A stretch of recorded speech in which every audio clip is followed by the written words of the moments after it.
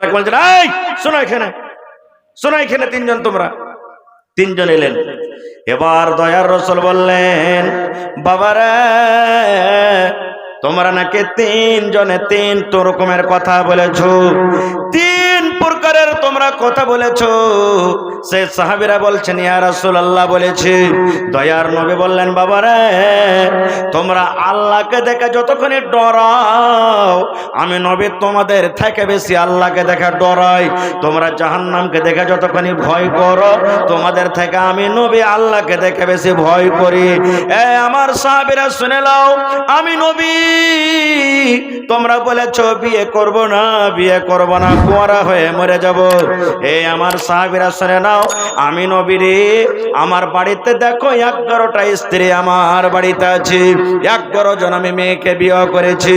ও আমার সাহাবী শুনে নাও, তোমরা বলো জীবনে কোনোদিন রাতের বেলাতে ঘুমাবো না। আমি নবী কখন রাতের বেলাতে ঘুমাই আর কখন আল্লাহ রাব্বুল আলামিনের ইবাদত করি। আমি কিছুক্ষণ রাতের বেলাতে ঘুমাই, আমি বিবির কাছে সময় দিই, আমার বিবির কাছে আমি আরাম করি, আর মাঝে মাঝে আমি ফাঁকে আমি মসজিদে গিয়ে আল্লাহর ইবাদত করি। ও আমার সাহাবী শুনে নাও, তুমি বলো জীবনে কোনোদিন আমি রোজা ছাড়বো না, রোজা চালিয়ে যাব। আমি নবী আল্লাহকে দেখে ডরাই, আল্লাহকে দেখে যতক্ষণ ভয় করে তোমরা করো না, এই জন্য আমি নবী রোজা রাখি আর মাঝে মাঝে আমি ছেড়ে দিই। এবার নবী বলছেন কি, আমার উম্মতেরা তোমরা শুনে নাও, ফামান রাগিবা আন সুন্নতি ফালাইসা মিন্নি।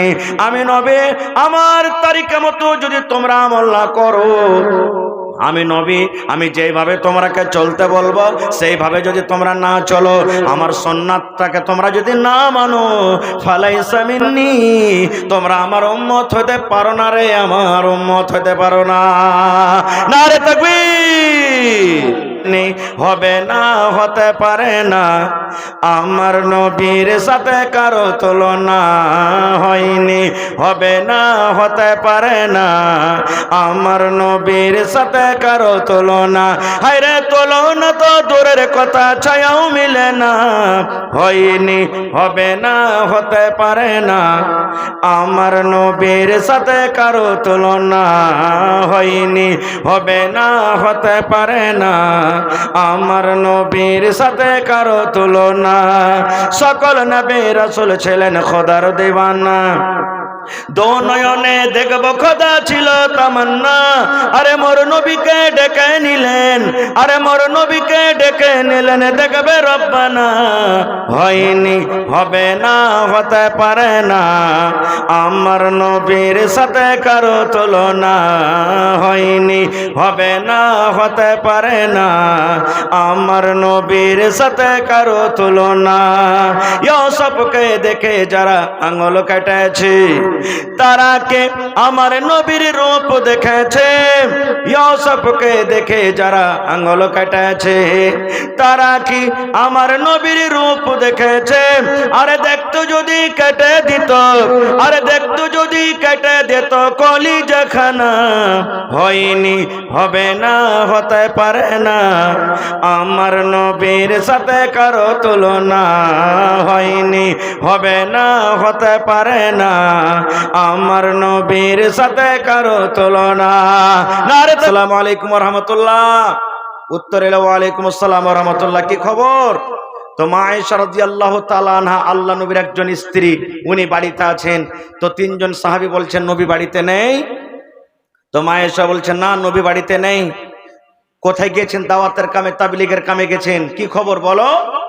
তো তিনজন সাহাবী বলছেন যে উম্মাহাতুল মুমিনিন, আমরা নবীর ইবাদত সম্পর্কে একটু জানতে এসেছিলাম। আমরা যে নবী কোন টাইমে কখন ইবাদত করছেন, নবীজি কোন টাইমে কখন ঘুমাচ্ছেন, নবীজি কোন টাইমে কখন কোন ইবাদত করছেন, ইবাদত সম্পর্কে আমরা জানতে এসেছি।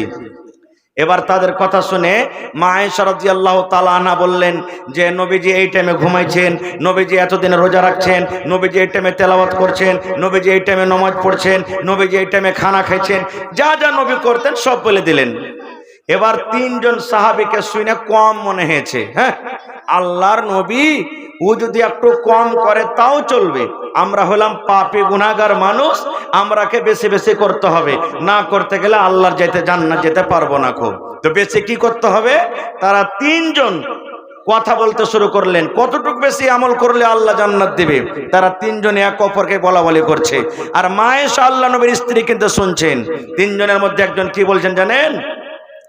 রে আমার ভাই, আল্লাহর কসম করে বলে ভাই রে, জীবনে কোনোদিন আমি রোজা ছাড়ব না। এক মাস আল্লাহ তাআলা রোজা ফরজ করেছেন, এক মাস তো রোজা রাখবো, আরো 11 মাসে বাঁচলো, 11 মাসের ভেতরে জীবনে রোজা ছাড়ব না। নফল রোজা চালিয়ে যাব, নফল রোজা চালিয়ে যাব, রোজা একদিনও বাদ দেব না, রোজা চালিয়ে যাব, রোজা ছাড়ব না। একজন কসম খেয়ে নিলেন, জীবনে কোনোদিন জেনে বুঝা রোজা ছাড়ব না। এবার 2 নম্বর সাহাবী কসম খেয়ে বলছেন, ও আমার ভাই শোনেন, আল্লাহর কসম করে আমি বলি রে, কোনোদিন জীবনে রাতের বেলাতে আমি ঘুমাবো না, আমি কোনোদিন রাতের বেলাতে ঘুমাবো না। তাহলে রাতের বেলাতে কি করব? তাহাজ্জুদের নামাজ পড়ে পড়ে রাতটাকে কাটিয়ে দেব। জীবনে কোনোদিন বিছানায় ঘুমাবো না, তাহাজ্জুদের নামাজ পড়ে পড়ে আমি রাতটাকে কাটিয়ে দেব। এবার 3 নম্বর সাহাবী বলছেন, ও আমার ভাই তাইলে শোনো, আমি আল্লাহর নবীর সাহাবী, আমি জীবনে কোনোদিন বিয়ে করব না, আমি জীবনে কোনোদিন সংসার বাড়াবো না, জীবনে কোনোদিন আমি ভেজালে পড়তে যাব না, আমি কুঁয়ারা হয়ে জীবনটাকে আমি কাটিয়ে দেব। যদি আমি বিয়ে করি, বাড়িতে স্ত্রী আসবে, তার জন্য খাটতে হবে, তাকে কাপড় লাগবে, তাকে খেতে লাগবে, আমার দুনিয়াতে ছেলে মেয়ে জন্ম নেবে, তার জন্য আমাকে মাঠে ঘাটে সময় দিতে হবে। আর যখন আমি মাঠে ঘাটে খাটতে যাব, তখন আমার ইবাদত বন্দেগীতে কমে যাবে। এই জন্য ভাই রে, আমি জীবনে কোনোদিন বিয়ে করব না, আমি কুঁয়ারা হয়ে জীবনটাকে কাটিয়ে দেব। 3 জন কসম খেয়ে নিলেন। একজন জীবনে কোনোদিন রোজাই ছাড়বো না, সারা জীবন রোজা করব। একজন কসম খাইছে কোনোদিন রাতের বেলাতে ঘুমাবো না, তাহাজ্জুদের নামাজ পড়ে পড়ে রাত কাটিয়ে দেব। আর একজন কসম খাইছেন কি, যে কোনোদিন বিহাই করব না আমি। সুবহানাল্লাহ। হাই মুসলমান, আর আজকে আমাদের অবস্থা কি জানেন? কষা দিয়ে দুধ চুইছে, 12-14 বছর বয়স হয়েছে, এদিকে মাকে বলছে, দাদিকে পটাইছে, দাদুকে বলছে, আর মাকে কহানা গে যার বিয়েটা দিয়ে দিবে। দেখেন, বিয়ে করার জন্য আমরা হুড়াহুড়ি করছি। এই যে রমজান মাস সামনে আসছে, কত ভাই রোজার মাসে রোজা রাখবে না, দিনের বেলাতে যেমন এখন খাইছে, রোজার দিনও খাইবে, আর বলবে বাড়তে কি খরচা নেই যে রোজা করে বেড়াবো, এত বড় লম্বা দিন রোজাটা কে করবে? এরকম লোক আছে না নাই ভাই? বলেন, কত লোক বলবে, আবে আল্লাহকে দেখে ডরে না তো মানুষকে দেখে ডরিয়ে কি করবো, কি করে নিবে মুলবিরে? এই দেখেন রে মুসলমান, একজন সাহাবী কসম খেয়ে নিলেন, জীবনে কোনোদিন রোজা ছাড়বো না, রোজা চালিয়ে যাব। আর একজন কসম খেয়ে নিলেন, জীবনে কোনোদিন রাতের বেলাতে ঘুমাবো না। আর একজন কসম খেয়ে নিলেন, জীবনে কোনোদিন বিয়ে করব না।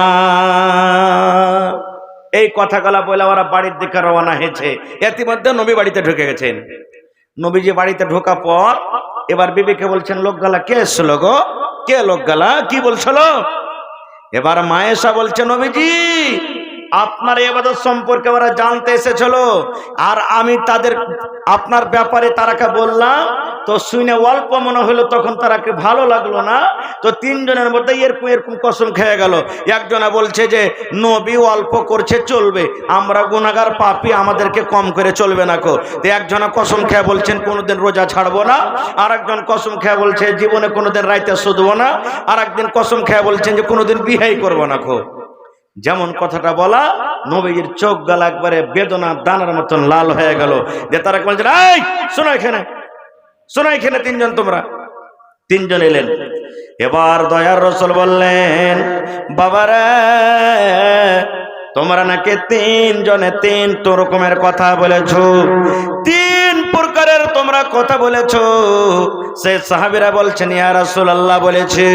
দয়ার নবী বললেন বাবারে তোমরা আল্লাহকে দেখে যতক্ষণ ডরাও আমি নবী তোমাদের থেকে বেশি আল্লাহকে দেখে ডরাই। তোমরা জাহান্নামকে দেখে যতক্ষণ ভয় করো তোমাদের থেকে আমি নবী আল্লাহকে দেখে বেশি ভয় করি।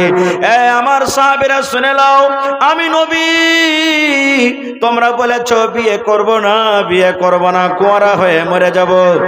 আমার সাহাবীরা শুনে নাও, আমি নবী রে আমার বাড়িতে দেখো 11টা স্ত্রী আমার বাড়িতে আছে, 11 জন আমি মেয়েকে বিয়ে করেছি।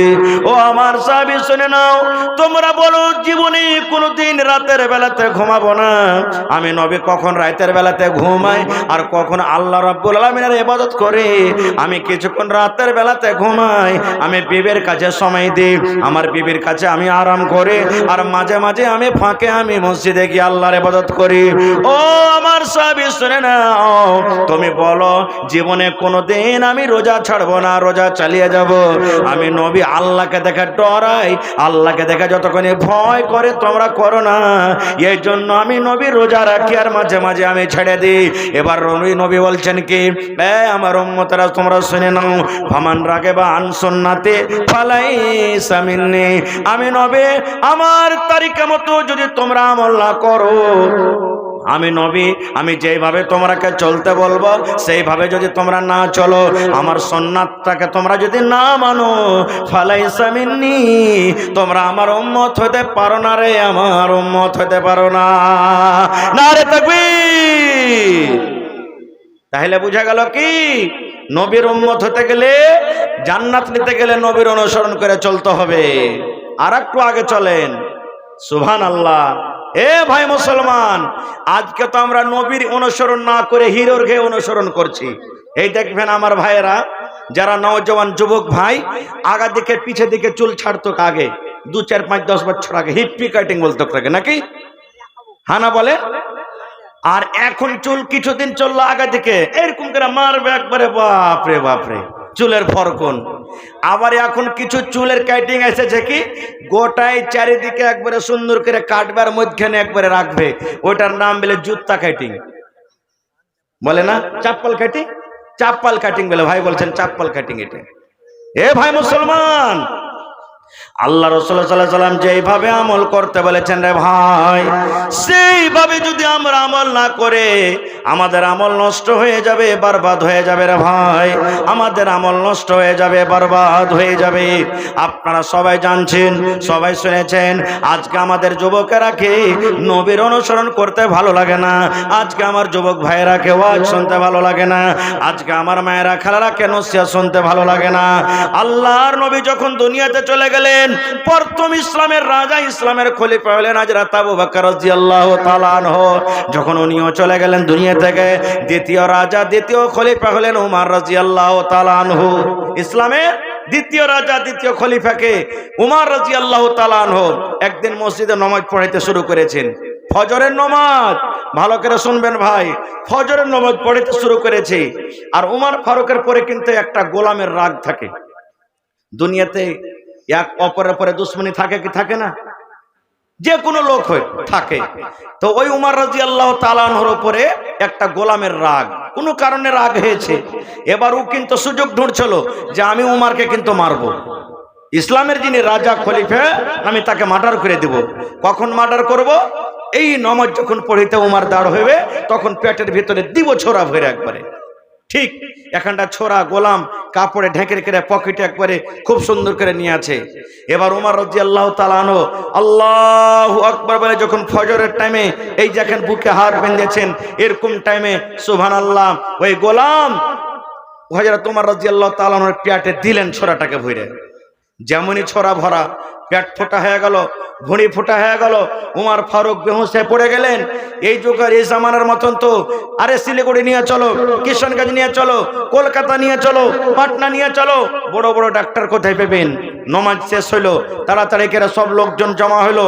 এবার এত রক্ত বহিল, এত রক্ত বহিল, উমর রাদিয়াল্লাহু তাআলা আনহু মনে হয় আর বাঁচবেন না। একটা লোক বলছেন, যারে দুধ দাও, মুখখানে দুধ দাও আমাদের রাজার মুখখানে দুধ দাও, দুধ দিতে গেলে কি হবে? শরীরে একটু বল হবে। কিন্তু ওরে সুবহানাল্লাহ, মুখ দিয়ে যেমন দুধ গালা দেয়, যে জায়গাতে জখম লেগেছে, যে জায়গাতে জখম হয়েছে, দুধ দুধ হয়ে বের হয়ে যায়, পেটে কিন্তু দুধ রহে না। হযরত ওমর রাদিয়াল্লাহু তাআলা আনহুর কথা শুনে চারিদিকে খবর টামা শুরু হয়ে গেল, চারিদিকে খবরটা রটে গেল। ইসলামের রাজা উমারকে মার্ডার করে দেওয়া হয়েছে, মুসলমানের রাজাকে মার্ডার করে দেওয়া হয়েছে, মুসলমানের রাজাকে কাতাল করে দেওয়া হয়েছে। দেখার জন্য সমস্ত লোক দৌড়াতে দৌড়াতে দৌড়াতে দৌড়াতে দৌড়াতে দৌড়াতে ওমর রাদিয়াল্লাহু তাআলা আনহুর বাড়িতে এসেছেন। দেখছেন যাচ্ছেন।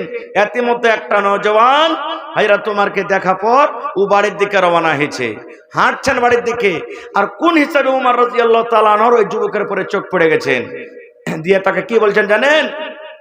রে যুবক, তুমি আমার কাছে এসো রে বাবা, তোমাকে একটা আমি কথা বলবো। এবার যুবক যখন পাঞ্জরে এসেছেন, ওরে আল্লাহ, প্যার দিয়ে রক্ত বইছে, আর মনে হয় দুনিয়াতে হযরত ওমর রাদিয়াল্লাহু তাআলা আনহু বাঁচবেন না।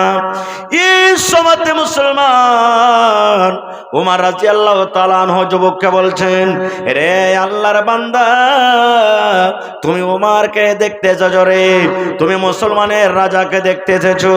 আমার মতো যদি ওমর মরে যায়, আমার মতো ওমর যদি দুনিয়া থেকে চলে যায়, ইসলামের কোনো ক্ষতি হবে না রে, ইসলামের কোনো নোকসান হবে না। কিন্তু আল্লাহর বান্দা, যদি তুমি নবীর একটা কথা না মানো, নবীর যদি একটা কথা না মানো, নবীর যদি একটা সুন্নাতের তুমি খেলাফ করে দাও, যদি তুমি নবীর একটা কথা না মেনে চলো রে, ইসলামের অনেক ক্ষতি হয়ে যাবে রে যুবক, অনেক ক্ষতি হয়ে যাবে। এই জন্য যুবক রে, তুমি আমাকে দেখতে এসেছো, আমার মতো উমর যদি মরে যায়, ইসলামের কোনো ক্ষতি হবে না, কিন্তু নবীর একটা কথা না মানা হয়, অনেক ক্ষতি হয়ে যাবে। এই কথাটা শোনার পর যুবক বলছেন, আমিরুল মুমিনিন, আপনি কি বলতে চাইছেন আমাকে? আমি কি ভুল করলাম? আবার ঘুরিয়ে কথাটা বলছেন, আল্লাহর বান্দা, উমারকে দেখতে এসেছো, উমার যদি দুনিয়া থেকে চলে যায়, ইসলামের কোনো ক্ষতি হবে না, কিন্তু নবীর একটা কথা না মানো, অনেক ক্ষতি হবে রে। এবার যুবক বলছেন, আমিরুল মুমিনিন, আমাকে বুঝিয়ে বলেন, কেন আপনি এই কথাটা আমাকে বলছেন? রে আমার যুবক ভাইয়েরা শোনেন, হযরত ওমর রাদিয়াল্লাহু তাআলা আনহু এবার ওই যুবককে বলছেন, আরে আল্লাহর বান্দা, তুমি উমারকে দেখতে এসেছো, তোমার লুঙ্গিটার দিকে দেখো রে, ইরফা ইজারাক কিংবা ইরফা সাওবাক। যুবক রে, নবীর হাদিস আছে, এই টাকনা থেকে নিচে যদি লুঙ্গি পায়জামা নিচে চলে যায়, ওই জায়গাটা কিয়ামতের দিন আল্লাহর জাহান্নামে পড়বে। যে টাকনা থেকে নিচে লুঙ্গি পায়জামা চলে যাবে, ওই জায়গাটা আল্লাহর কিয়ামতের দিন জাহান্নামের আগুনে জ্বলবে। এই জন্য যুবক রে, তুমি লুঙ্গিটাকে উঁচা করে পরো, তুমি এই টাকনা থেকে লুঙ্গি পায়জামাটাকে উঠিয়ে নাও। যদি তুমি টাকনা থেকে উঁচা করে লুঙ্গি পরো রে যুবক, নবীর কথা মানা হবে, ইসলামের কথা মানা হবে, নবীর তারিখে মতন জীবনটা কাটা হবে রে, একটা নবীর হাদিসের প্রতি আমল হবে, আল্লাহ এবং আল্লাহ রাসূল রাজি হয়ে যাবেন।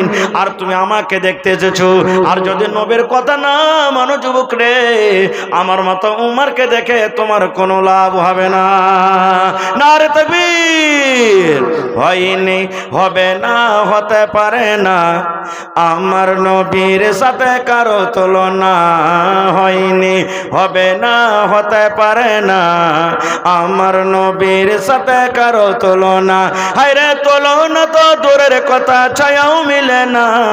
হয়নি, হবে না, হতে পারে না, আমার নবীর সাথে কারো তুলনা। হয়নি, হবে না, হতে পারে না, আমার নবীর সাথে কারো তুলনা। সকল নবী রাসূল ছিলেন খোদার দিওয়ানা, দো নয়নে দেখব খোদা ছিল তামান্না, আরে মোর নবীকে ডেকে নিলেন, আরে মোর নবীকে ডেকে নিলেন, দেখবে রব্বানা। হয়নি, হবে না, হতে পারে না, আমার নবীর সাথে কারো তুলনা। হয়নি, হবে না, হতে পারে না, আমার নবীর সাথে কারো তুলনা।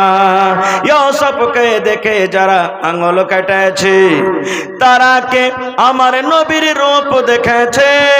ইউসুফকে দেখে যারা আঙুল কেটেছে, তারা কি আমার নবীর রূপ দেখেছে। আরে দেখতো যদি কেটে দিত, আরে দেখতো যদি কেটে দিত কলিজাখানা। হয়নি, হবে না, হতে পারে না, আমার নবীর সাথে কারো তুলনা। হয়নি, হবে না, হতে পারে না, আমার নবীর সাথে কারো তুলনা। নারে তাকবীর। আর একটা হাদিস শুনেন, মজার হাদিস।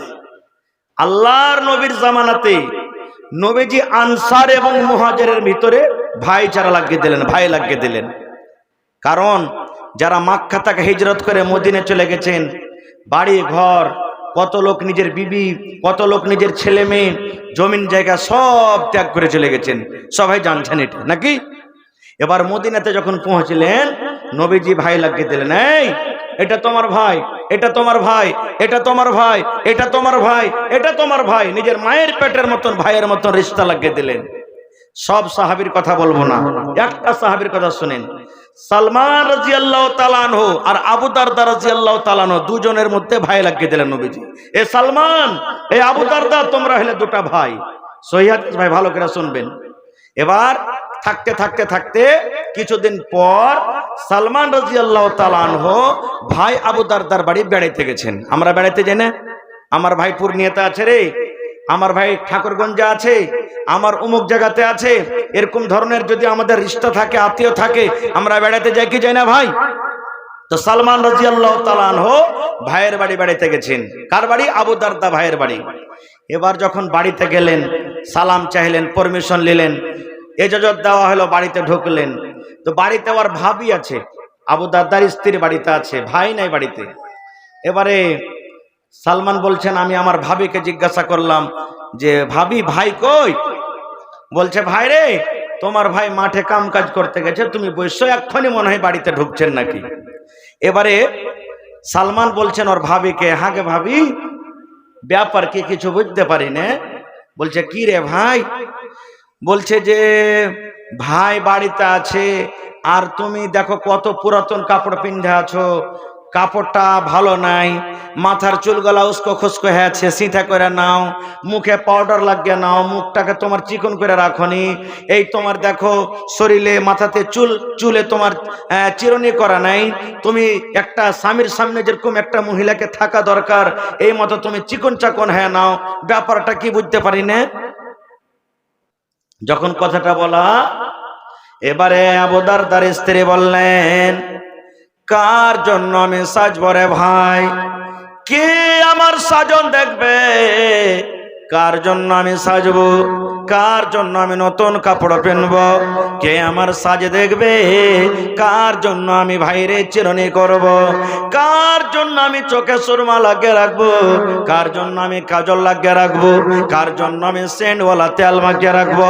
কার জন্য আমি আতর লাগিয়ে রাখবো? কে আমাকে দেখবে? আমি কাকে এগুলা দেখাবো রে ভাই? কে বলছেন? আবু দারদার স্ত্রী সালমানকে বলছেন, কাকে দেখাবো রে ভাই?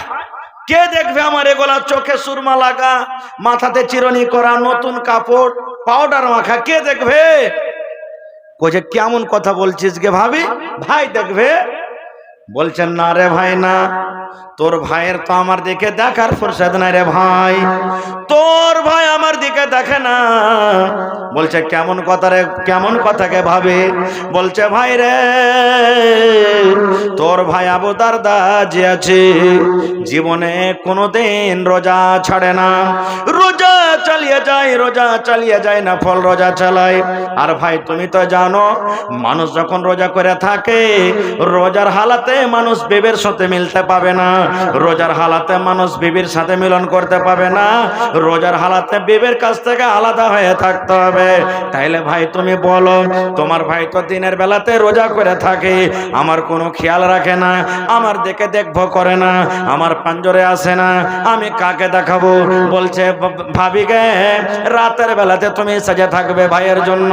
বলছে ভাই রে, রাতের বেলাতে তোমার ভাই তাহাজ্জুদের নামাজ পড়ে পড়ে রাতটাকে কাটিয়ে দেয়, আমার বিছানে রাতের বেলাতে আসে না। তাইলে ভাই রে, দিনের বেলাতে রোজা রাখি আর রাতের বেলাতে তাহাজ্জুদের নামাজ পড়ে পড়ে রাত কাটিয়ে দেয়, তোমার ভাই আমার বিছানে আসে না। কার জন্য সাজবো? দিনের বেলাতে রোজা আর রাতের বেলাতে তাহাজ্জুদ, বিছানি আসে না, আমার পাঞ্জরে আসে না। তখন সালমান রাদিয়াল্লাহু তাআলা বলছেন, আচ্ছা এই ব্যাপার। এই হাদিস থেকে আমরা কি বুঝতে পারলাম ভাই? স্ত্রীকে কার জন্য সাজতে হবে একটু বলেন তো আপনারা, মুখ খুলে জোরে বলে। স্বামীর জন্য নাকি? কিন্তু আপনাদের এলাকাতে আছে কিনা জানি না, বেশিরভাগ এলাকাতে, আমাদের এলাকাতে দেখতে পাচ্ছি পুরুষের জন্য মহিলারা খুব কম সাজবে নাকি। এই যে দেখেন, জালসা শুনতে এসছে, ফের মা খেলারা রাখবে খুব, জালসা শুনতে এসছে, সুবহানাল্লাহ, নতুন কাপড় পিন্ধে এসছে, কুটুম বাড়ি যাবে বেড়াইতে, হাজি আব্দুল্লাহর বা কাল যাবো ওর বাড়ি বেড়াইতে, ভাইয়ের বাড়ি যাবো, মায়ের বাড়ি যাবো, বিয়ের বাড়ি যাবো বেড়াইতে, এখানটা নতুন কাপড় গালা দিবে নাকি না? বরযাত্রী যাবে, বরযাত্রী যায় মহিলারা, বরযাত্রী যাবে, হাজি আব্দুল্লাহর বিয়ে লেগেছে, কাল যে বরের যাবো, এখানটা ভালো কাপড় গালা নেই তো কি পিন্ধে যাবো? 1000 টাকা দামের শাড়ি কিনে দিবে, ও বিহাইকে দেখাইতে যাবে, কিন্তু নিজের পুরুষ যে টাকা দিয়ে কিনলে ওকে কিন্তু দেখাবে না, ওর সামনে ওই কালো ঝালো মাখা ছিঁড়া কাপড়খানটা পিঁধে থাকবে। এ আমার মায়েরা খালারা, না, স্বামীর জন্য আপনি হিরোইন হয়ে থাকেন, ঠোঁটে ঠোঁট মালিশ লাগান, আপনি পাউডার লাগান, মুখে কাজল লাগান, সুরমা লাগান, সিটা করে থাকেন, সেন্ট মেরে থাকেন, দামি দামি তেল মেখে থাকেন, স্বামীর জন্য যত সাজতে পারবেন কোনো মানে নেই, সেজে থাকেন। কিন্তু ভাইয়েরাকে বলবো, কত ভাই ফের কাঞ্জসি করবে, ওকে সাবুনও কিনে দিবে না, পাউডারও কিনে দিবে না, তেলও কিনে দিবে না, সেন্টও কিনে দিবে না, ভালো মতন ওর ইচ্ছা মতন কিছু কিনে দিবে না, বকিলি করবে। তো কেমন করে স্ত্রীটা সাজবে রে ভাই?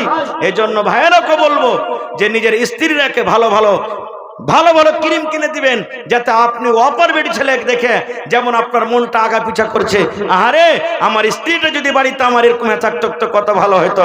তা আপনি আপনার স্ত্রীকে দিবেন ভালো ভালো কিনে, আপনার জন্য রেডি হয়ে থাকবে। খের যা হোক, তো যখন বললেন যে ভাই কার জন্য সাজবো, তোমার ভাই আবু দারদা দিনের বেলাতে রোজা করে আর রাতের বেলাতে তাহাজ্জুদ নামাজ পড়ে, যখন কথাটা বললেন তখন বলছে ঠিক আছে। ইতিমধ্যে আবু দারদা বাড়ি চলে এসেছেন, আসার পর তখন বলছেন আসসালামু আলাইকুম। ওয়ালাইকুম সালাম। আরে বলছে ভাই এসেছে, সালমান ভাই এসেছে, গলায় গলা মিলিয়ে তখন বলছেন স্ত্রীকে, ভাইকে খাইতে দাও, সালমান ভাইকে খাইতে দাও। বলছে খাইতে দিয়েছি, কিন্তু তোমার ভাই বলছে যে ভাই আবু দারদা বাড়িতে আসবে, তাহলে খাবো না তো খাবো না। বলছে দাও, খাইতে দাও। খাইতে দিয়েছে, দেওয়ার পর তখন আবু দারদা বলছেন ভাই তুমি খানা খাও ভাই। বলছে তুমি আইসো। বলছে তুমিও এসো। বলছে না ভাই আমি খাবো না। বলছে কেন? বলছে আমি রোজা করে আছি। বলছে কেমন রোজা? বাকি রোজা না তো না। বলছে কেমন রোজা? বলছে নফল রোজা। এবার যখন কথাটা বলা, সালমান রাদিয়াল্লাহু তাআলা বললেন, ও ভাই আবু দারদা, তোমার বাড়িতে কুটুম হয়েছে রে ভাই রে, তুমি যদি আমার সাথে খানা না খাও, আমি সালমান তোমার বাড়িতে খানা খাবো না। তুমি আমার সাথে খানা খাও, তাইলে আমি খাবো, আর যদি তুমি আমার সাথে খানা না খাও, আমি সালমান তোমার বাড়িতে খানা দূরের কথা এক ঢোক পানিও আমি পান করব না। যদি আমাকে খাইতে দিতে চাও ভাইরে, তোমাকে আমার সাথে খানা খাইতে হবে। বলছে হ্যাঁ রে ভাই আমি যে রোজা করে চলে, ছেড়ে দাও রোজা। রোজা ছেড়ে দিলেন, রোজা নফল রোজা ছেড়ে দিলেন। এবার দুই ভাই খানা খাওয়া হলো, দিন কেটে গেল। এবার সন্ধ্যা হলো, মাগরিবের নামাজ হয়ে গেল, এশারের নামাজ হয়ে গেল। এবার এশারের নামাজ পর আবু দারদা সালমানকে বলছেন, সালমান ভাই রে, এই রুমটার ভিতরে তুমি আরাম করো, আর আমি মসজিদের ভিতরে চললাম তাহাজ্জুদের নামাজ পড়তে। বলছে এই যেতে পারবে না এখনো। আমি কি তাহাজ্জুদের নামাজ পড়বো না? আমিও নামাজ পড়বো। এখানে তাহাজ্জুদ নামাজের টাইম হয়নি। আপনারা জানছেন যখন কোন ছেলেরা নতুন বিয়ে করে, বাড়িতে দাদি কিংবা নানি কিংবা ভাবি কিংবা চাচাতো বোন ওর হাতখানটাকে ধরে নতুন বাসরের ঘরে ঠেলে দেয়, এরকম হয় না? যে যা তুই রাতটা কাটা, এখন আরামের রাত কাটা, তুই আরামের ঘুম ঘুমা। এই মতো সালমান রাদিয়াল্লাহু তাআলা আনহু ভাই আবু দারদার হাতখানটাকে ধইরা যে ঘরে ওর ভাবি আছে দিলে ঠেলার ভিতর থেকে ঠেলে দিলে, আর দিয়া বলছে যাও তুমি আরাম করো, যখন নামাজের টাইম হবে আমি তোমাকে জাগিয়ে দেব। এবার বন্দরে আমার হযরত আবু দারদা রাদিয়াল্লাহু তাআলা আনহু বললেন, এই করে করে রাত 9টা হয়ে গেল, 10টা হয়ে গেল, 12টা হয়ে গেল, মিয়া বিবির আমাদের মিলন হলো, মিয়া বিবির আমাদের সহবাস হলো।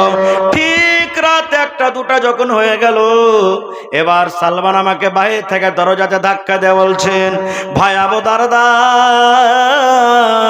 এখন তুমি উঠে যাও রে ভাই, এখন নামাজের টাইম হয়ে গেছে, এখন ভাই তুমি বিছান ছেড়ে দাও, এখন নামাজের টাইম হয়ে গেছে রে ভাই, তুমি এখন উঠে যাও। এবার আবু দারদা বললেন, আমি ফরজ গোসল করলাম, ফরজ গোসল করার পর আমরা দুই ভাই তাহাজ্জুদের নামাজ পড়লাম। এবার আমাকে বললেন, ও ভাই আবু দারদা তুমি শুনে নাও ভাই রে, শুনে নাও, ও আমার দরদি ভাই তুমি শুনে নাও রে ভাই, তোমাকে আল্লাহ রাব্বুল আলামিন চোখ দান করেছে, এই চোখকে তোমাকে আরাম দিতে হবে রে ভাই, তোমাকে চোখকে আরাম দিতে হবে। আল্লাহ তোমাকে যে বডি দান করেছেন, এই বডিকে আল্লাহ আরাম করার জন্য দিয়েছেন, আরামও করতে হবে। আল্লাহ যে রাতটা দিয়েছেন, রাতের বেলাতে তোমাকে আরাম করতে হবে। আল্লাহ তোমাকে সুন্দর গোলাপ ফুলের মতন স্ত্রীটা দিয়েছে, স্ত্রীর তোমাকে হক আদায় করতে হবে, স্ত্রীর পাঞ্জরে তোমাকে ঘুমাইতে হবে, স্ত্রীর পাঞ্জরে তোমাকে ভালো মন্দ গল্প করতে হবে। তোমার বাড়িতে যদি মেহমান চলে আসে, মেহমানের সাথে তোমাকে খানা খাইতে হবে, মেহমানের সাথে ভালো মন্দ গল্প করতে হবে। তুমি আল্লাহর হক আদায় করবে, মেহমানের তুমি হক আদায় করবে না, তুমি বিবির হক আদায় করবে না, তুমি চোখকে আরাম দিবে না। সমস্ত হককে বাদ দিয়ে তুমি যদি এক আল্লাহর হক আদায় করো, এরকম ইবাদতে আল্লাহ রাজি হবে না, এরকম ইবাদতে আল্লাহ রাজি হবে না, এরকম ইবাদতে আল্লাহ রাজি হবে না।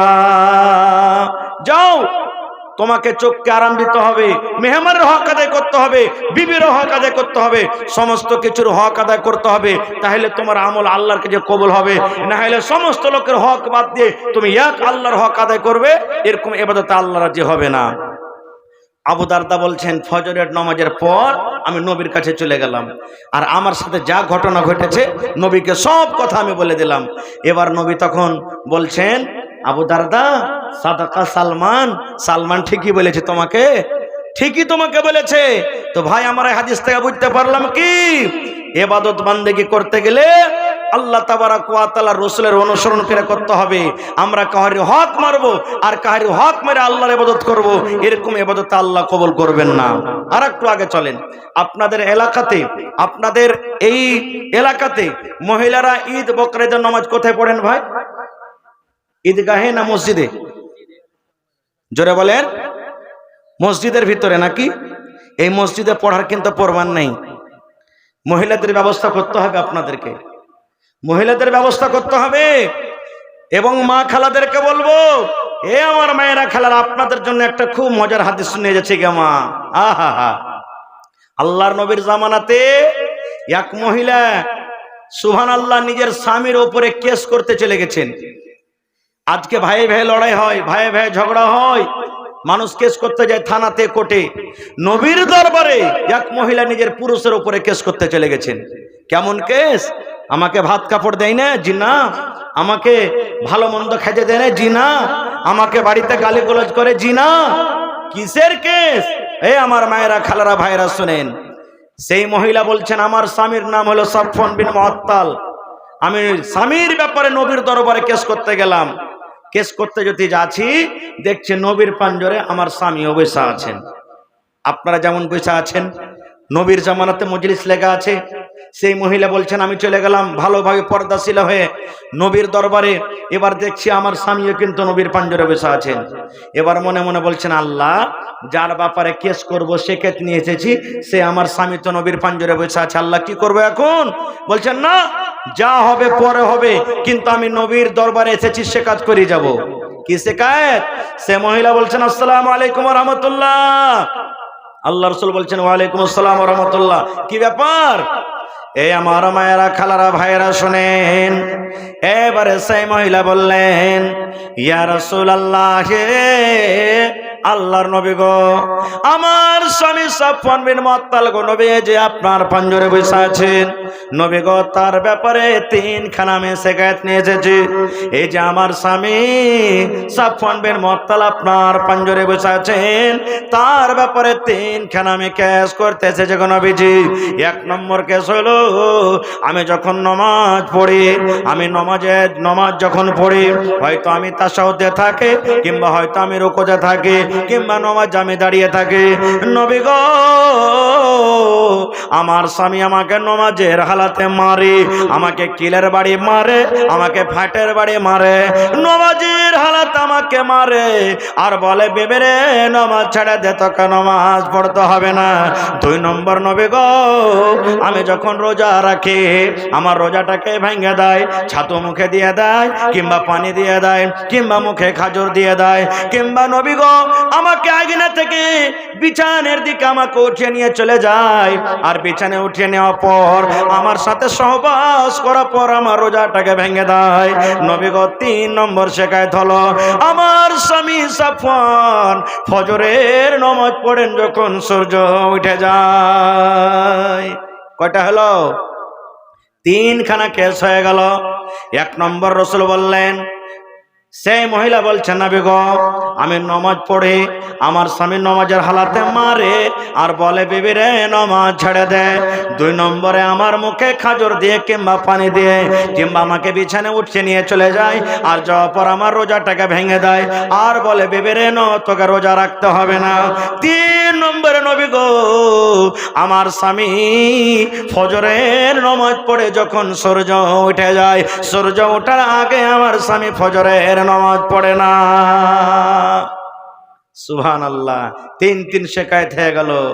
এবার নবীজি তার স্বামীকে বলছেন, সাফওয়ানকে, আরে বাবা সাফওয়ান, তোমার স্ত্রী তোমার ব্যাপারে 3 ঘন্টা শিকায়ত করেছে, কেস করেছে, এগুলা কেমন করে বাবা, সত্য না মিথ্যা? এই জামানার যদি আমরা পুরুষ হতাম তো কি বলতাম? চোখ মুখকে লাল করে একবারে দাঁত কোটাকে একবারে কড়মড় করে বলতাম, হলের বেটি হলে তোকে কাপড় দিচ্ছি, খাইতে দিচ্ছি, পিনতে দিচ্ছি, আর তুই আমার ব্যাপারে শিকায়ত করতে এসেছিস, চল তোকে বাড়িতে যে তোকে দেখছি ধুর মুছে তোকে ধুন বইছি, এই কথাটাই বলতাম। কিন্তু ওরে সুবহানাল্লাহ, যার সিনাতে কোরআন, যার ভিতরে আল্লাহর ডর, জাহান্নামের ডর, সেই সাহাবী বলছেন, আল্লাহ আজকে যদি আমি মিথ্যা কথা বলে দিই না, নবীজি আমার স্ত্রী যা বলছেন সব মিথ্যা কথা, কিন্তু আল্লাহ রে, যেদিন আল্লাহ রাব্বুল আলামিন কোরআনে বলেন কিয়ামত কায়েম করবেন, আল ইয়াউমা নাখতিমু আলা আফওয়াহিহিম ওয়া তুকাল্লিমুনা আইদিহিম ওয়া তাশহাদু আরজুলুহুম বিমা কানু ইয়াকসিবুন। আল্লাহ কিয়ামতের দিন মানুষের মুখে মোহর লাগিয়ে দেবেন, আল্লাহ সেই মোহর মুখে লাগিয়ে দিবেন, মানুষের মুখে কথা বলতে পারবে না, মানুষের হাতে সেদিন কথা বলবি, পায়ে গাওয়া দিয়ে দিবে, বিমা কানু ইয়াকসিবুন, যা দুনিয়াতে আমরা আমল করব। এইবারে সেই সাহাবী বলছেন, হুজুর আমার স্ত্রী আমার ব্যাপারে যা বলেছেন সব ঠিক বলেছে, একটা মিথ্যা নয়, একটা মিথ্যা নয়, যা বলেছে আমার ব্যাপারে সব সত্য বলেছে।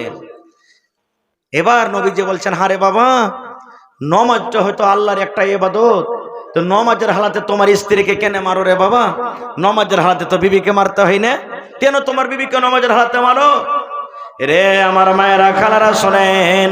এইবারে সেই সাহাবী বললেন, ইয়া রাসূলুল্লাহ আমি অবুঝ নই, আপনার একজন সাহাবী, আমি পাগল নই গো নবীজি, আমিও জানি শরীয়ত, জানি শরীয়ত বুঝে গো নবীজি, কিন্তু এই জন্য আমি মারি।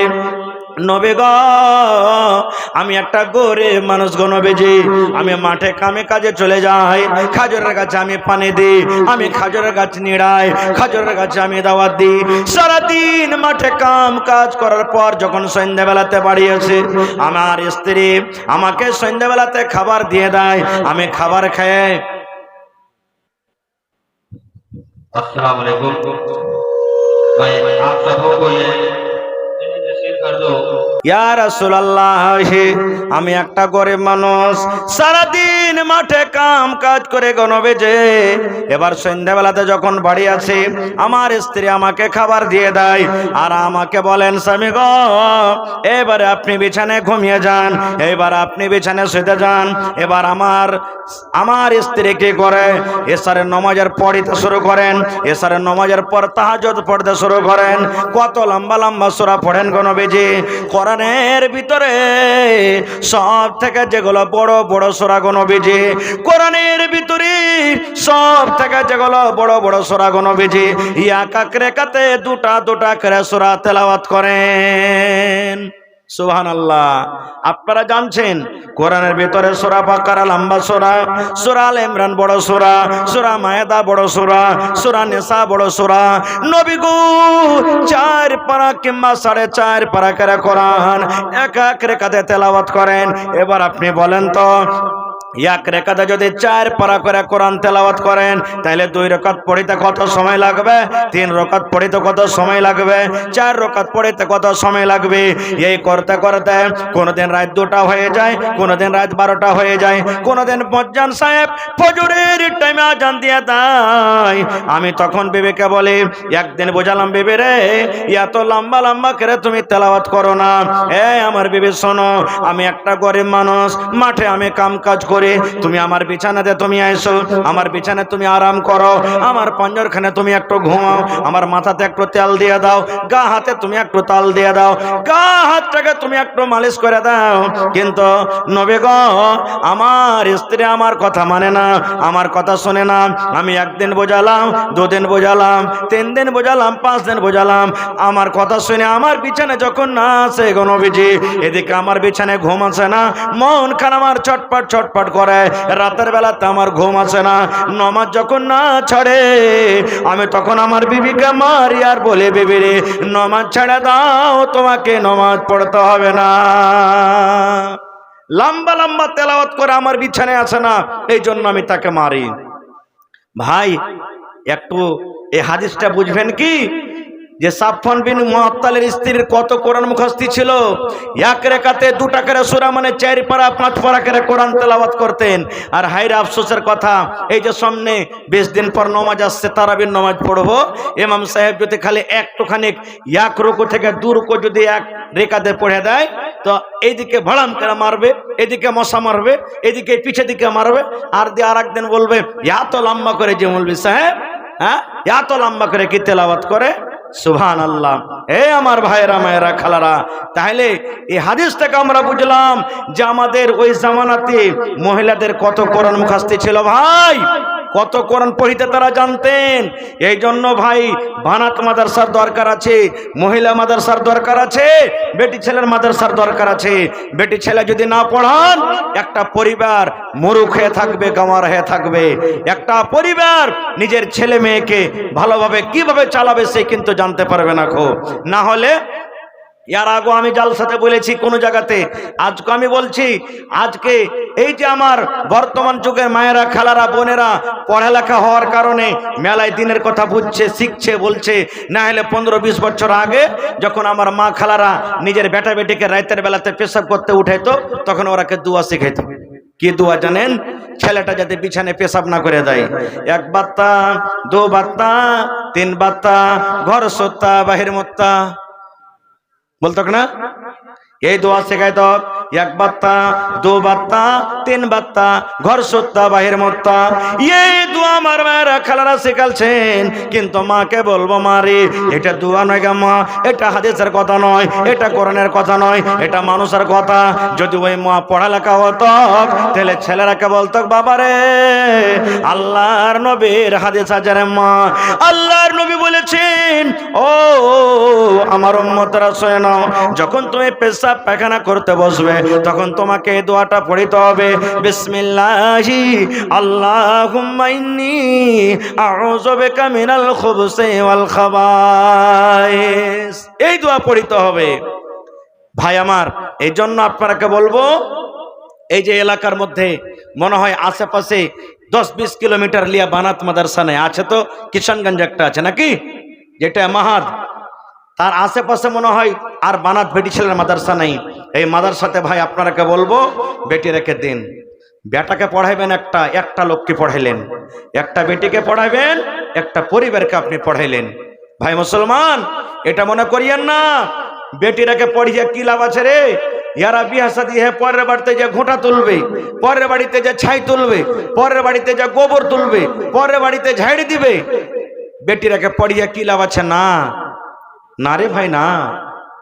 নবী বলেছেন ইজা মাতাল ইনসান, মানুষ যখন মরে যায় সমস্ত আমল তার বন্ধ হয়ে যায়। ইল্লা মিন সালাসাতিন, তিনখানা এমন আমল আছে মরার পর আপনার কবরে নেকে যাইবে। মরে যাবেন, কবরে চলে যাবেন, নেকে কিন্তু বন্ধ হবে না। তার মধ্যে একটা হলো ওয়ালাদুন সালিহুন ইয়াদউ লাহু, আপনার দুনিয়াতে বেটা আছে, দুনিয়াতে আপনার বেটি আছে, নেক সন্তান দুনিয়াতে আছে। আপনি যখন মরে কবরে চলে যাবেন, ওই বেটে যখন বলবে আল্লাহ, ওই বেটা যখন বলবে মাবুদ রে, আমার আব্বা জান আমাকে কোরআন পড়া শিখিয়েছেন, আমার আব্বা জান আমাকে হাদিস পড়া শিখিয়েছেন। ওই বেটে যখন বলবে রব্বুল আলামিন, আমার আব্বা জান কত কষ্ট করে খেটে খেটে আমাকে পড়িয়ে লিখেছে, আল্লাহ আমার আব্বা জান দুনিয়াতে নাই, আজকে আমার মা দুনিয়াতে নাই, তারা কবরের ভেতরে শুয়ে আছেন। আল্লাহ রব্বুল আলামিন, আমি তার বেটা কিংবা বেটি দোয়া করে আমার মা বাবার জীবনে যদি কোনো গুনাহ হয়ে থাকে, আল্লাহ তার জীবনের গুনাহকে মাফ করে দাও রব্বুল আলামিন। আল্লাহ তোমার নাম হলো গাফফার, আল্লাহ তার গুনাহকে মাফ করে তুমি তাদের কবরে জান্নাতের বিছানা দিয়ে দাও। দয়ার রাসূল বলেছেন উম্মতরা, যখন তোমার নেককার বেটা বেটিরা এইভাবে তোমার জন্য দোয়া করবে, ওই দোয়াটা আল্লাহ রব্বুল আলামিন অনলাইন তাদের কবরে আল্লাহ পৌঁছে দেবে। ভাই আমার, তাহলে সেই মাদ্রাসার সরকার হলেন আপনারা। এই মাদ্রাসাতে সরকারি সহযোগিতা কিছু আসে না, মাদ্রাসার মালিক, মাদ্রাসার সরকার হলেন আপনারা। তো মাওলানা আব্দুল গফফার সাহেব চলে আসছেন, বাস 10 থেকে 15 মিনিটে ভাই আপনারা যত যে পেরেছেন দান করেছেন। আমি একটা লোককে আবদার করছি, আমি বানাতের ভিতরে গেছিলাম, ঘুরে দেখলাম সুবহানাল্লাহ মোটামুটি 200-র ওপর বলছেন মাওলানারা, যেখানে মেয়েরা পড়ালেখা করছে, বেটিরা বোনেরা পড়ালেখা করছে। কত খুশির কথা ভাই। আজকে যদি বানাত মাদ্রাসা না থাকতো তাহলে আজ আপনি এই জালসাতে আসতে পারতেন না, কারণ বানাতের জন্য জালসা, বানাতি না থাকলে জালসাই হতো না খো। এই জন্য এটা একটা আল্লাহ রব্বুল আলামিনের এই গ্রামওয়ালার এলাকার মধ্যে একটা খুব বড় রহমত আল্লাহ নাজিল করেছেন, নিয়ামত দিয়েছেন। তো ভাই আমার, এই বানাত মাদ্রাসার জন্য দেখি কোন আল্লাহর বান্দা আছেন 100 সেফটি বালু দান করতে পারবেন?